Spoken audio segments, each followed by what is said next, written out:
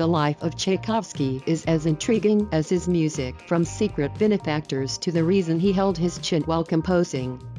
Prepare to be entranced. On May 7, 1840, Pyotr Ilyich Tchaikovsky was born in Kamsko-Votkinsk, Russia. As a child, he excelled in foreign languages and music, but with musicians considered to be in the same social class as peasants at the time, his true passion was one he was unable to easily follow, despite his family's encouragement. At the age of 14, Tchaikovsky's interest in music heightened following the death of his mother from cholera. Around this time, the teenager made his first serious attempt at a composition, a waltz in her memory, sent to boarding school. Tchaikovsky then joined the Ministry of Justice, where he trained for a respectable career in the Russian civil service. Yet, Tchaikovsky's passion for music endured, and with the newly founded Russian Musical Society opening, the young man took the bold action of quitting his job to instead pursue musical studies. This was followed by a new career in teaching at St. Petersburg Conservatory,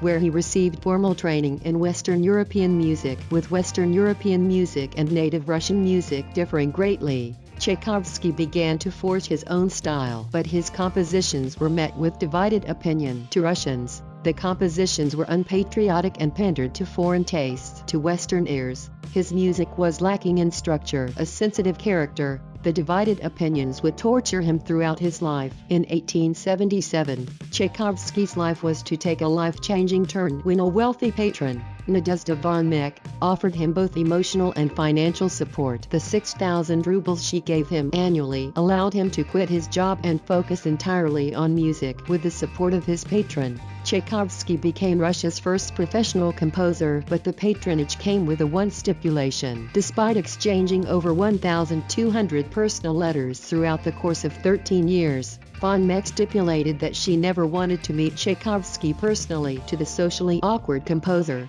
the stipulation was more than welcome, as he would explain in one letter, "You are afraid that you will not find in me those ideal qualities that your imagination has attributed to me, and you are quite right." The pair would cross paths accidentally just once, and the meeting was an awkward one, with not a single word exchanged. Tchaikovsky's musical prowess was one that came at a great price. While his talent captivated audiences, the composer suffered with debilitating stage fright and neuroses. Terrified his head might fall off while he was conducted, he awkwardly held his chin with one hand. It was a phobia that would last for years. Such neuroses led the composer to seek escapism in alcohol and gambling. Furthermore, as a gay man living in 19th century Imperial Russia, he lived with a constant fear of his sexuality being revealed. In 1893, at the age of just 53, Tchaikovsky died of cholera. Some still speculate that his death was in fact a suicide, with arsenic poisoning mimicking the symptoms of cholera. Throughout his tortured life,